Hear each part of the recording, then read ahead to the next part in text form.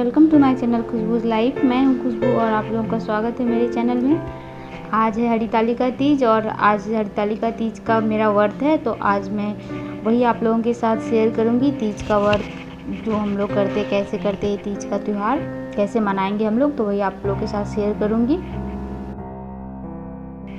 तो यहाँ पे देख लीजिए, यहाँ पे मेहंदी कार्यक्रम चल रहा है। यहाँ पे मैं मम्मी जी को मेहंदी लगा रही हूँ। आज थर्सडे है, यानी तीज से एक दिन पहले, तीज शुक्रवार को है, तो आज बृहस्पतिवार है, तो मैं बृहस्पतिवार को ही मेहंदी एक दिन पहले लगा रहे हैं हम लोग। तो अभी मैं मम्मी जी को मेहंदी लगा दे रही हूँ, फिर मम्मी जी को लगाने के बाद मैं अपने भी हाथों में मेहंदी लगाऊंगी। तो मम्मी जी का मेहंदी हो गया लगाना, और कैसी लग रही है मेहंदी बताइएगा। और अभी मैं अपने हाथों में भी मेहंदी लगा लूँगी, तो वो भी आप लोगों को दिखाऊंगी। तो ये देखिए, मैं अपने हाथों में मेहंदी लगा ली हूँ, और मैं एक ही हाथ में मेहंदी लगाई हूँ, दोनों हाथ में तो खुद से नहीं लगा सकते ना, इसीलिए एक ही हाथ में लगा ली हूँ मेहंदी। और देखिए, मैं दोनों साइड इस तरह से डिज़ाइन लगाई हूँ मेहंदी का। कैसा लग रहा है मेहंदी। और तीज के त्यौहार में तो मेहंदी लगाना ज़रूरी होता है ना, तो इसीलिए हम लोग मेहंदी लगाए हैं। तो फ्रेंड्स, आज है हरितालिका तीज, और मेरा और मम्मी जी का, हम दोनों का आज तीज का व्रत है। और अभी हम लोग अपने घर के पूजा रूम में अपनी पूजा की तैयारी कर रहे हैं। तो आप लोग देख सकते हैं कि हम लोग पूजा में भी जो कुछ भी लगेगा वो सब तैयार कर रहे हैं। अभी पूजा की तैयारी हम लोग कर रहे हैं अभी। और तीज का जो व्रत होता है, ये तो सभी जानते हैं कि तीज का व्रत 24 घंटे का निर्जला व्रत होता है। जैसा कि आज सुबह से हम लोगों ने स्टार्ट किया है, तो कल सुबह ही हम लोग व्रत को तोड़ेंगे। मीन्स कल सुबह ही हम लोग पानी पिएंगे और व्रत को तोड़ेंगे। तो 24 घंटे तक अन्न जल कुछ भी नहीं लेना होता है इस व्रत में। तो ये निर्जला व्रत होता है 24 आवर्स का। तो हम लोग यहाँ पे अपने से ही पूजा करते हैं। पंडित जी यहाँ नहीं आते हमारे यहाँ, तो बहुत जगहों पे पंडित जी भी आके पूजा कराते हैं जिसकी इच्छा होती है, बट हम लोग अपने से ही पूजा करेंगे। आप देख सकते हैं मेरे पूजा रूम में ये किताब भी रखी हुई है, तो हम लोग खुद से ही पूजा करेंगे, कथा करेंगे और फिर आरती भी करेंगे। तो आप लोग देखिएगा। और मैं अभी नीचे जा रही हूँ, पूजा का कुछ सामान रह गया था तो वही लेने के लिए मैं अभी नीचे जा रही थी। तो चलो मैं सामान लेके आ जाती हूँ, फिर मिलती हूँ आप लोगों से। तो हम लोगों की पूजा की तैयारी हो गई है, सब कुछ हम लोगों ने सजा लिया, पूजा का सब कुछ तैयार कर लिया है, लोग देख सकते हैं। और यहाँ पे देखिए, श्रृंगार की थाली ये सज रही है। श्रृंगार का सामान रखा जाता है, ज़रूरी होता है पूजा में। हरितालिका तीज की पूजा में श्रृंगार का सामान रखना ज़रूरी है। तो वही श्रृंगार का सामान में आप अपनी इच्छा अनुसार श्रृंगार की जितनी भी चीज़ें होती हैं आप माता पार्वती को चढ़ा सकती हैं। तो यहाँ पे आप थाली जो देख रहे हो, यही श्रृंगार हम लोगों ने चढ़ाया है माँ पार्वती को। तो अभी हम लोग पहले पूजा कर लेते हैं, फिर आप लोगों से बातें करते हैं।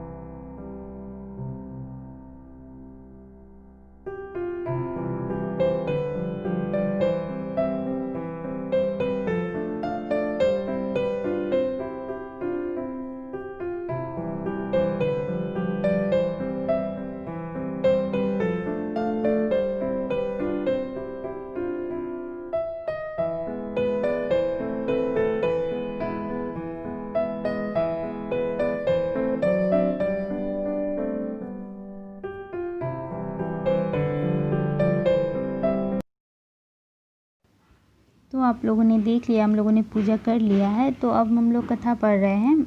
मैं यहाँ पे कथा पढ़ रही हूँ। तो जब मैं कथा पढ़ ही रही हूँ तो आप लोगों को उसके बारे में थोड़ा सा बताऊँगी, कथा, व्रत की कथा के बारे में। तो सबसे पहले मैं ये बता दूँ कि तीज का व्रत माता पार्वती ने भगवान भोलेनाथ को पति के रूप में प्राप्त करने के लिए किया था। माता पार्वती ने 12 वर्षों तक बिना अन्न जल ग्रहण किए कठोर तप किया था। तब जाकर भोलेनाथ उन पर प्रसन्न हुए और उन्हें अपनी अर्धांगिनी के रूप में स्वीकार किए। और भाद्रपद की शुक्ल पक्ष को तृतीया तिथि को ही यह वरदान मिला था माता पार्वती को। तब से उस दिन यह व्रत करने का विधान है।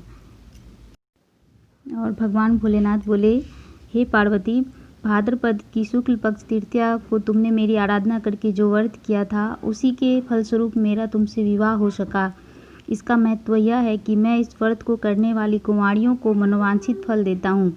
इसलिए सौभाग्य की इच्छा करने वाली प्रत्येक युवती को यह व्रत करना चाहिए। पूरी निष्ठा और आस्था के साथ करना चाहिए।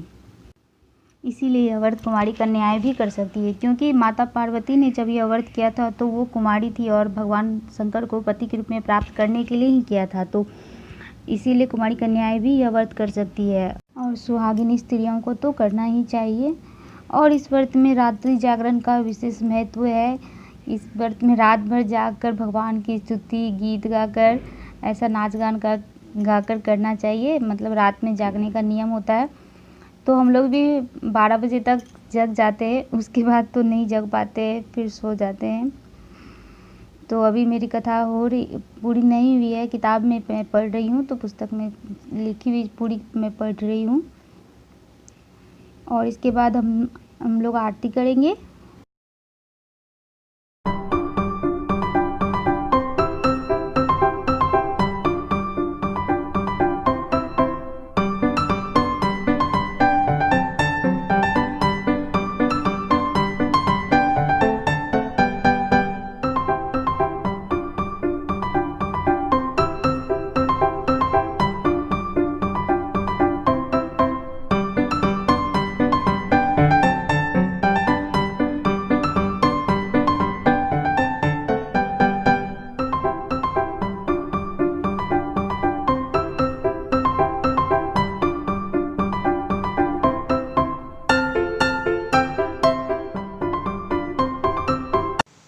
तो अभी हमारी पूजा हो गई है, आरती भी हम लोगों ने कर लिया, आप लोग देख रहे होंगे।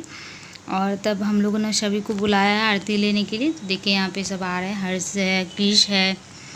और क्रिश को आप लोग ध्यान से देखिए, ये क्या कर रहा है। देखिए ये मोबाइल से वीडियो बना रहा था। और क्यों बना रहा था बताऊँ? क्योंकि हर्ष भी मोबाइल से रिकॉर्डिंग कर रहा था। वो उसी ने सारा रिकॉर्ड किया, जो भी वीडियो आप लोग देख रहे हो सारा हर्ष ने ही किया है। तो अब वो देख रहा है मेरा भाई कर रहा है, तो उसको भी करना है। और देखिए सब हम लोग अपनी पूजा में लगे हुए हैं और ये दोनों अपनी शरारत में। तो हम लोगों की पूजा हो गई है और मम्मी जी यहाँ पे गीत गा रही हैं। और जैसे कि मैंने बताया था ना आप लोगों को कि गीत भी गाया जाता है, तो मम्मी जी अभी गीत गा रही हैं, तो मैं भी उनके साथ बैठी हूँ। आज का सारा रिकॉर्डिंग हर्ष ने ही किया है। मैं उससे नहीं बोली थी कुछ करने को, वो अपनी मर्ज़ी से ही किया और उसको जैसे भी आता था वो किया। मैं कुछ नहीं बोली थी कि तुम करो, अगर मैं बताती तो वो ज़्यादा अच्छे से करता, लेकिन मैं कुछ नहीं बोली थी। मेरा मन नहीं था, थोड़ा कुछ ऐसा हो गया था तो अच्छा नहीं लग रहा था, तो इसलिए मैं कुछ नहीं बोल रही थी हर्ष को। तो वो उसको जैसा भी मन था तो वो कर रहा था। और जब 2-3 दिन के बाद वो बोल रहा है कि मम्मा मैंने वीडियो बनाया, आपने बनाया नहीं, तो उसकी मन को रखने के लिए मैंने ये वीडियो बनाया। तो बच्चे ने इतनी मेहनत की है, तो फिर मैंने सोचा चलो वो बोल रहा है, तो फिर मैंने इसमें आज 2-3 दिनों के बाद मैं इसमें अपनी वॉइस ऐड कर रही हूँ। आप देख सकते हैं कि मैंने कहीं भी अपने से रिकॉर्डिंग नहीं किया है, मैं कहीं भी आप लोगों से बात नहीं की हूँ। तो ये जो भी हर्ष ने किया, तो बाद में मैं इसमें अपने वॉइस को शोर कर रही हूँ। तो आशा करती हूँ कि अगर वीडियो पसंद आए तो एक लाइक कर दीजिएगा, चैनल को शेयर और सब्सक्राइब कर दीजिएगा।